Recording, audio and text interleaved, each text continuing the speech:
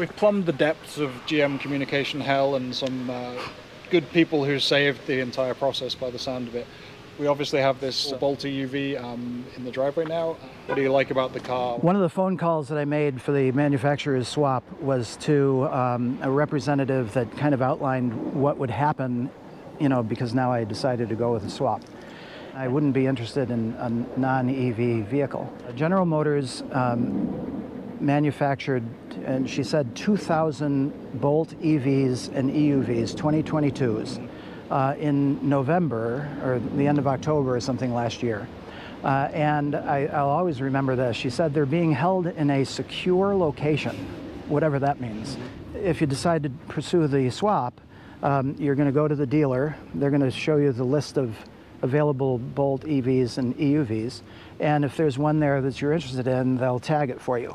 And before that, I looked at the website and configured a Bolt EUV, and I decided on an EUV rather than an EV because it was a little bigger. And one of the things that I wanted was a red one, sun and sound, a Premier, you know, the top level trim. And the only option that I really didn't think that I would want to go for, I knew I wouldn't want to go for it, is the Super Cruise. So I didn't tell them that, you know, they just looked at the list and they said, oh yeah, I said, do you have any red ones? And he said, oh yeah, there's one red one. It's a Premier. It has almost everything except for Super Cruise. And it was like it was meant to be.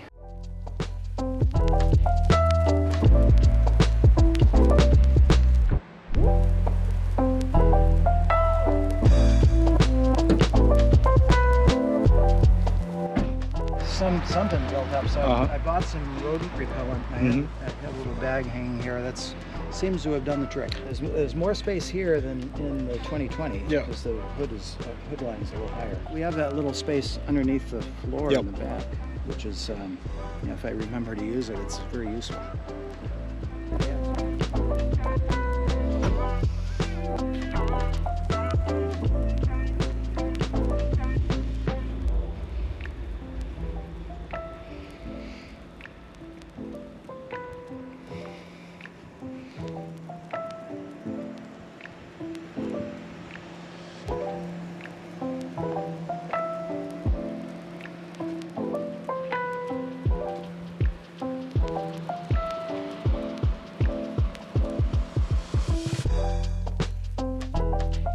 Size of that. It's remarkable. I think that's deeper than ours. And then, you know, there's all that. Yeah. So when we talk about the storage space being the same or a little bit less, it's not really, you definitely get more depth to this false floor in this, and then you've also got a little bit more below it. So it's not really a true representation of the space you would get. I wish this was a little stronger. You know, a different material. I was thinking of rebuilding that with like plywood or something. You know, because when I take my folding bike and put it on there, I'm worried that it's just going to go right through that. Yeah. And you know, I think it's commendable that you can do this. We still have that floor, but it's down there. One thing that is a niggling concern, and this would be something they could work on for the next one. When you're carrying something big, and you take this little rascal out, and you know you have the seats down, and you want to put this somewhere. On my 2020, I could stand it up and put it on the side over here, but there's this little post sticking out now. Okay. You know, this used to be a little elastic piece that would go around a little nub, but now, it's got you know, I'm worried that that's going to get wrecked. Could have been, I think that there could have been a better fix. Yeah.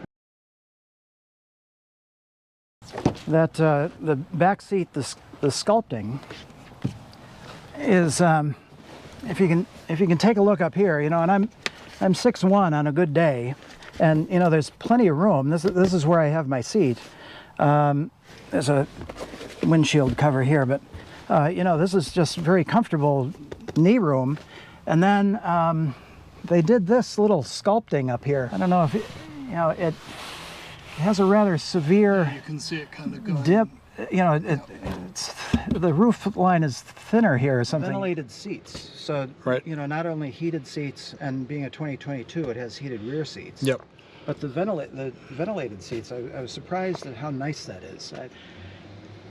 And I was pulling down the road, and I heard this like air conditioning type sound. And I was like, what the heck is that sound? I turned the AC off, but the sound didn't go away, and I thought there was a problem, but it was the ventilated seats. The sunroof is definitely a nice addition, I think. And this opens up from the middle, is that the way? Yeah, an orange shade. That right, so you can here, get it.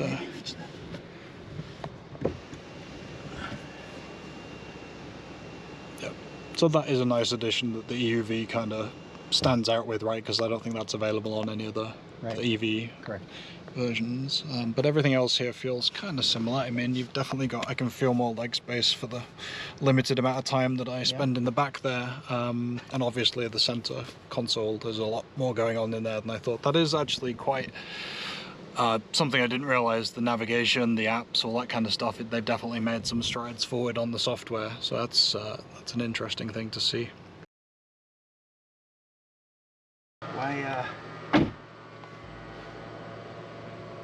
Did you hear that whooshing sound? It's kind of there was something, yeah. What was that? It scares some people when they sit in the car for the first time. Okay, maybe when the door closes, it's going to make that sound. Let me hear. Yeah, okay. That sounds like it's subwoofers kicking in. It's quite bass heavy. Yeah, I don't know. But you know, they didn't tell me that was going to happen, and it was like, whoa. Yeah, that feels futuristic. Yeah.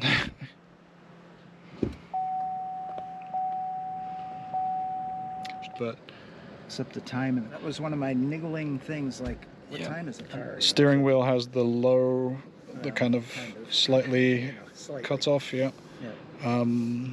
This is Apple Carplay, obviously. So, but it's essentially just a nicer layout. It's definitely more responsive. And then, as you said, you've got definitely softer touch materials all over, everywhere, even here actually. Oh boy. Yeah, right. So my hand goes here. This is maybe a little thinner than ours, but it definitely is so much nicer because this is where my arm rests a lot of the time. So it's not floating, but there's definitely some space down there, right? You've got some storage below in the space. Face mask, you know? Right.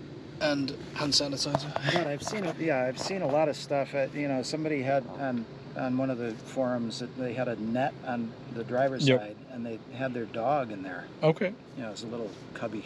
Got you. It was a very small dog, but well, yeah, would have to be. And there's a SD card up in there. Okay, gotcha. For the nav. Oh yeah, no, I can see it too. Okay. Oh, so you've got. Okay, so you get. So it's but so it has, you know, the built-in nav, which the 2020 didn't have, and you know, that was surprising to a lot of people. If we're using the phones for something else, or if they've died, it's nice to have the option. Well, there's on the Vineyard, there's a place where I don't have cell service, so I also don't have maps, Apple Maps. So I can switch to the built-in nav. My Chevrolet app is that's kind of odd. If you tap on that, it gives you very limited functionality,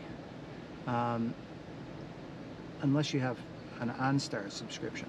But if you're using Apple CarPlay, and I would imagine Android Auto is the same thing, Chevrolet,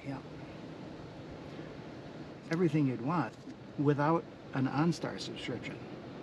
And this is key. This is what people have pointed out, right? You never have your percentage. Yeah. And this is a way to do it without going the OBD dongle route. Yeah, that's odd. I don't feel like they've fully got the Chevy software or app baked yet in one way or another. It seems to have what you need, but not always when you need it. Thank you for watching. As always, like, subscribe, do all the stuff that YouTube enjoys, and we'll be back with more EV owner stories soon. Cheers.